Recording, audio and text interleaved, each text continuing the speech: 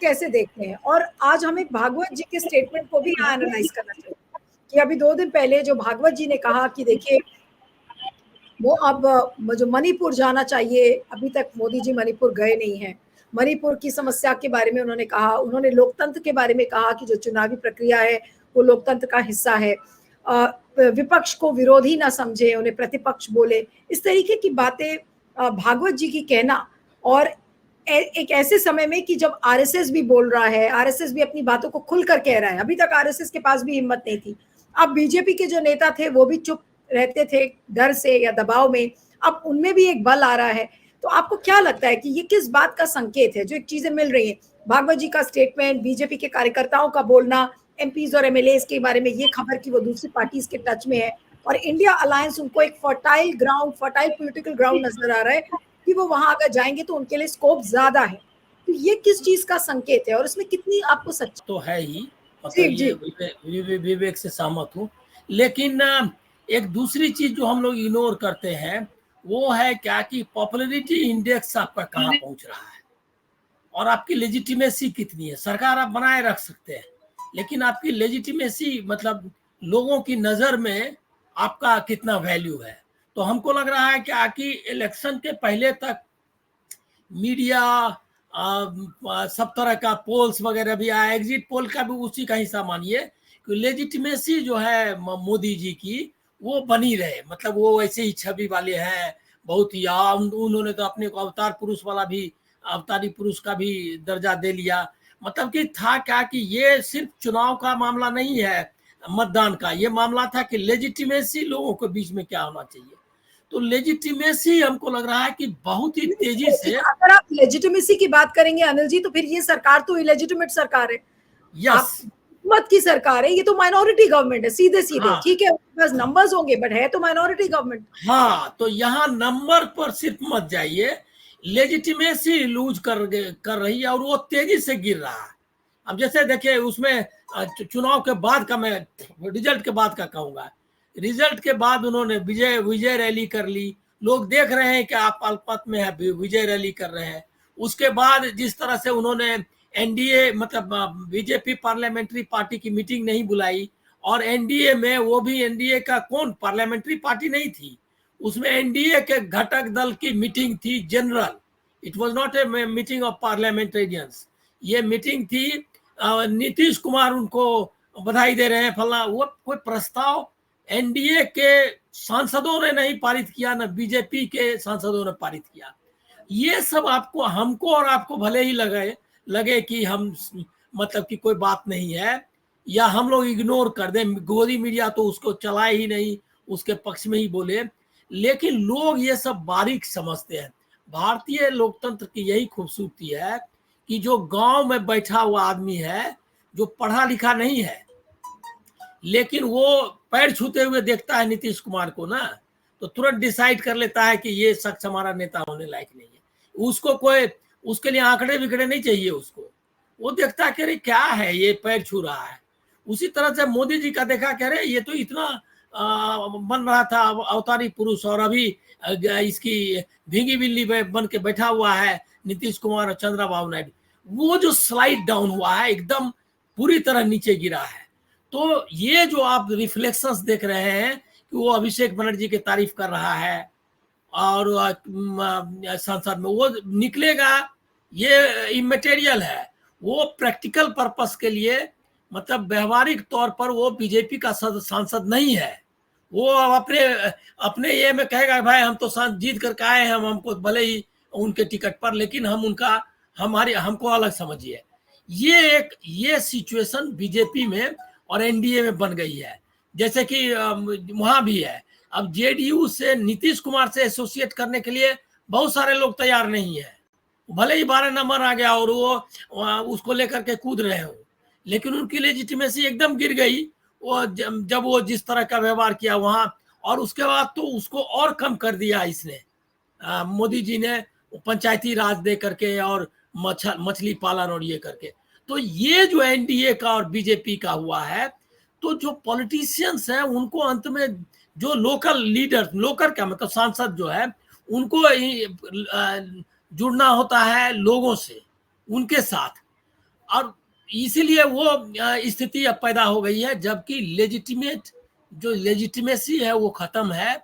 अब लोग उनकी तरफ दौड़ के नहीं जाने वाले हैं, ईडी वीडी की वजह से जो किसी तरह से बने रहे। एक तो ये बात कहूंगा। दूसरा, ये आरएसएस वाला जो मुद्दा है ना, उसको हम लोग मिसरीड कर रहे हैं।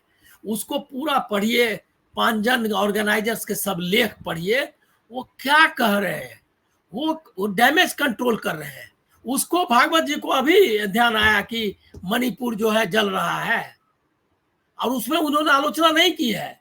उन्होंने कहा 10 साल तक वहां शांति, एकदम लग रहा था सब कुछ ठीक हो गया, लेकिन एकाएक उठ गया,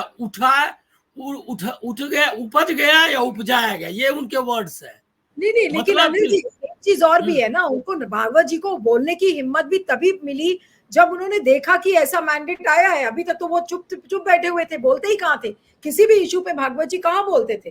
ठीक है, वो इनडायरेक्टली बात कर रहे हो। I will come to you Pushpraj, I know you want to speak. Anil ji को खत्म कर लेने देते। नहीं, मैं आपको ये भागवत जी वाला पे एकदम पूरा, मैंने ऑर्गेनाइजर एंड पांजन दोनों के लेख ठीक से पढ़े। कहीं से वो बीजेपी के खिलाफ नहीं करने, बल्कि रेस्क्यू के लिए आए हैं।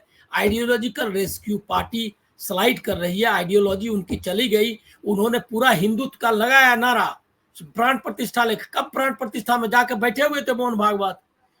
जो स्टार्ट हुआ है पूरा, जो ये मतलब ड्रामा, जो इलेक्शन कैंपेनिंग अनफोल्ड होता है प्राण प्रतिष्ठा से। पूरा झंडा लगाया पूरे देश में। कौन लगाया झंडा? बीजेपी लगाई, आरएसएस लगाया। हर एक सोसाइटी में अभी भी झंडे ये हो गए, बारिश में भींग करके थोड़ा मुरमुरा गए हैं, लेकिन वो जो है सो झंडे टंगे हुए हैं हमारे इस सोसाइटी में भी, और हर एक जगह टंगा हुआ है। वो आप कहीं आप एक निकल जाइए आप गाड़ी लेकर के, वो आपको वो झंडा भगवा दिखाई देगा आपको। वो राम मंदिर के समय में लगाया, वो जो राम मंदिर वाला झंडा, वो झंडा ये यहाँ से अनफोल्ड हुआ उनका बीजेपी का कैंपेन। और उसमें उसको इनॉग्रेट कौन किया? मोहन भागवत बैठे हुए थे वहां। क्या हम लोग इतना शॉर्ट साइटेड ढंग से देखते हैं? वो इनॉग्रेट किया, वो फेल कर गया।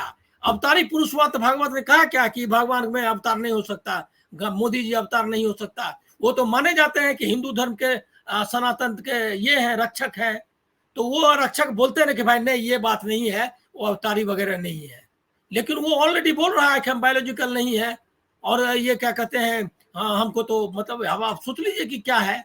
तो ये जो है ये डैमेज कंट्रोल है। वो बोल रहे हैं क्या कि अब हो गई, सत्ता आ गई, आप जाइए वहां पर बात करिए। ये एक सजेशन है, इसको हम लोग ले रहे हैं क्या कि उन्होंने। अच्छा, दूसरा उन्होंने सजेशन नहीं, उन्होंने आरोप लगाया कि एआई का इस्तेमाल हुआ, वो टेक्नोलॉजी का इस्तेमाल किया गया। वो उनको उसको डिकोड करना हो तो आप पढ़ लीजिए किसको कह रहा है। पांजन और आरएस ये ऑर्गेनाइजर उनका जो मुखपत्र है वो कह रहा है कि सोरोस के साथ ध्रुव राठी और पूरा फॉरेन एजेंसीज लगी हुई थी, विदेशी ताकतें, जिन्होंने मिल करके ये जो है तो कैंपेन चलाया और संविधान वाला कैंपेन चलाया वो सब।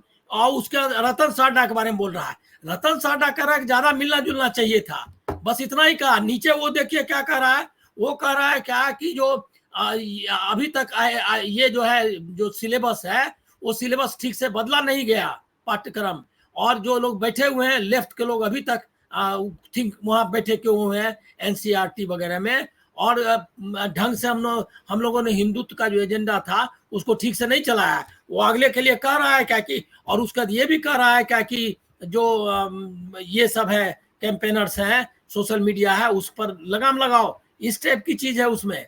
वो अगला एजेंडा कह रहा है कि किस तरह से मजबूती से हमको हिंदुत्व को ले जाना है, इसके बारे में बोल रहा है। और उसका गाली दे रहा है कि विदेशी ताकतों ने इसमें हमारे इलेक्शन को सैबोटेज किया, और कह रहा है कि 400 पार का नारा वो उनका। और ये लेख है उसमें कहते हैं कि 295 जिस तरह से सब मीडिया झूठ मूठ का सारा प्रचार, विदेशी ताकतें सब लग गई और झूठ का फेक न्यूज चला, उसके बाद भी 295 या 290 जो भी आ गया है तो वो 400 पार के बराबर है। ये सेंटेंस है उनका ये का लेख का। हम लोग क्या मिसरीड। और दूसरा है क्या कि आरएसएस क्या कम्युनल ऑर्गेनाइजेशन नहीं है, आरएसएस का ऑथोरिटेरियन ये में विश्वास नहीं करता है। हम लोग उसको ऐसा लगने लगे हैं कि बड़े भले लोग हैं, अब उनको भी, वो भी नाराज हो गए हैं मोदी से। मोदी उन्हीं का पैदा किया हुआ है। वो मोदी का जब चूंकि ब्रांड वैल्यू कम हो गया है तो दे अब हो सकता है, और वो आखिरकार जिंदगी ये तो नहीं रहेंगे, मतलब सनातन काल तक के तो नहीं रहेंगे, अब 75 उनका भी आने वाला है। तो ऐसी स्थिति में वो एक नया इंटरवेंशन चाहते हैं, लीडरशिप चेंज करने के बारे में भी सोच रहे हैं। और नितिन गडकरी ले आया है वहां, अब वो नितिन गडकरी को प्रोजेक्ट करेंगे, हम लोग उसमें देखते रहे क्या किया। एकदम नहीं, आरएसएस बीजेपी एकदम एक है, अब पूरे तरीके से काम कर रहा है। हाँ ये जरूर है कि आरएसएस के जो नीचे के वर्कर्स हैं, बीजेपी के जो नीचे के वर्कर्स हैं, वो लोग समाज में रहते हैं ना, आपसे हमसे मिलते जुलते हैं, हमारे साथ खाना खाते हैं, बैठते हैं।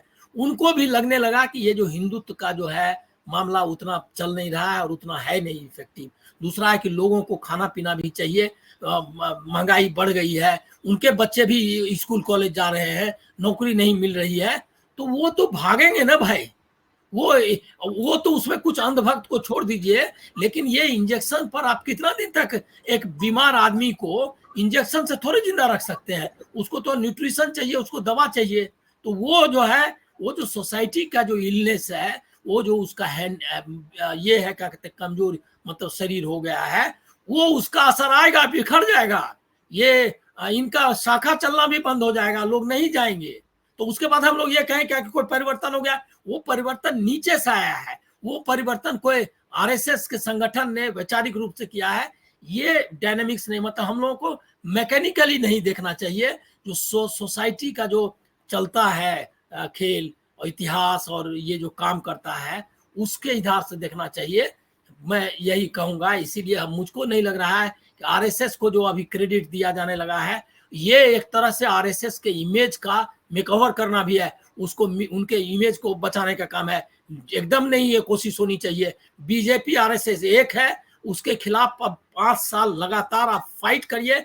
इस बीच में भी कोलैप्स हो सकती है, क्योंकि जो सिचुएशन है, रुपया आपने आप लोगों ने कोई डिस्कस किया, रुपया लगातार नीचे चला जा रहा है। अब जरा मोदी जी का जो भाषण है वो जो चलाए सोशल मीडिया पर, ये कहाँ चला जा रहा है। ये अभी महंगाई जैसे ही इलेक्शन खत्म हुआ है, उसके बाद चाहिए मार्केट, आपको पता चलेगा कि महंगाई किस तरह से तेजी से बढ़ना चालू हुआ। और इन सब स्थितियों के बावजूद शेयर मार्केट ऊपर जा रहा है, क्या है भाई। और उसका ये सब बातें बताइए लोगों को, इस चक्कर में मत रहिए क्या कि आरएसएस उसको गिरा देगा तो नितिन गडकरी बाहर आ जाएंगे, तो वो जो है सो टीएमसी का में चला जाएगा 3 लीडर। टीएमसी वाला इसीलिए जाएगा कि लोग वहां उसको रहना है बंगाल में, अब कोई काम धाम होने वाला नहीं है, उसको मालूम है। और उसको उन्हीं लोगों से रोज मिलना जुलना है, मारेगा पकड़ करके, कोई काम नहीं होगा।